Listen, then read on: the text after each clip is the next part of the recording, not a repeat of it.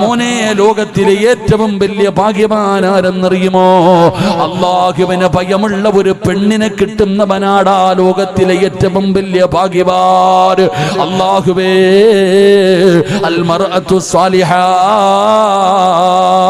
ഒരു സ്വാലിഹത്തായ ഒരു പെണ്ണിനെ ഭാര്യയായിട്ട് കിട്ടിയ ഭർത്താവാണ് ലോകത്തിലെ ഏറ്റവും വലിയ ഭാഗ്യവാൻ. അല്ലാതെ നീ ഉദ്ദേശിക്കുന്നത് പോലെ പണമുള്ളവനല്ല, പണമുള്ളവളല്ല, സൗന്ദര്യമുള്ളവളല്ല, വിദ്യാഭ്യാസം കൂടിയവളല്ല, അറിയപ്പെടുന്ന കുടുംബത്തിലെ പെണ്ണല്ല. അല്ലാഹുവിനെ ഭയമുള്ള ഒരു പെണ്ണിനെ വേണം വിവാഹം കഴിക്കാൻ. അതുകൊണ്ടാണ് നബി തങ്ങൾ പറഞ്ഞത്, തുൻകഹുൽ മർഅതു ലിഅർബഇൻ, 4 കാര്യങ്ങൾ ഖുത്ബ സമയത്ത് ഉസ്താദ് ഖുത്ബ ഓതുമ്പോൾ പറയുമല്ലോ. മോനെ, സമ്പത്തല്ലടാ, സൗന്ദര്യമല്ലടാ, കുടുംബ മഹിമയല്ലടാ, ഫളഫറു ബിദാത്തി ദീനുള്ള പെണ്ണിനെ വേഗം വിവാഹം കഴിക്കാൻ. എന്തേ പ്രയോജനമെന്നറിയുമോ?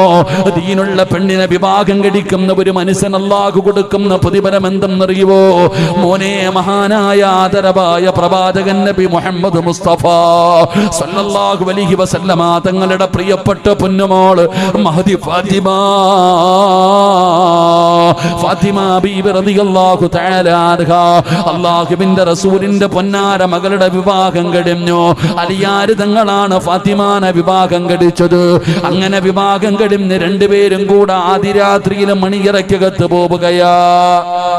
വിവാഹം കഴിഞ്ഞ് 1ാമത്തെ രാത്രിയിൽ രണ്ടുപേരും കൂടെ മണിയറയ്ക്കകത്തേക്ക് കടന്നു ചെന്നു.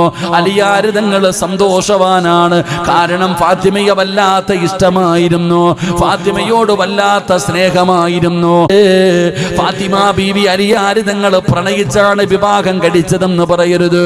എന്റെ ചെറുപ്പക്കാരോട് പറയുന്നു, വേണ്ടടാ മോനെ, പ്രണയ വിവാഹം വേണ്ടടാ മോനെ, അത് നല്ലതല്ലടാ.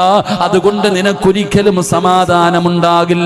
അല്ലെങ്കിൽ പ്രണയിച്ച് വിവാഹം കഴിച്ചവരോട് നീ ചോദിച്ചു നോക്ക്, ഇന്ന് പ്രണയമൊന്നുമില്ലല്ലോ, എല്ലാം അഭിനയമാണല്ലോ, എല്ലാം പറ്റിക്കലാണല്ലോ. എന്റെ പ്രിയപ്പെട്ട യുവത്വത്തോട് ഞാൻ പറയുകയാ, അല്ലാഹുവിന്റെ റസൂലിന്റെ പൊന്നാര മകളുടെ വിവാഹം കഴിച്ചു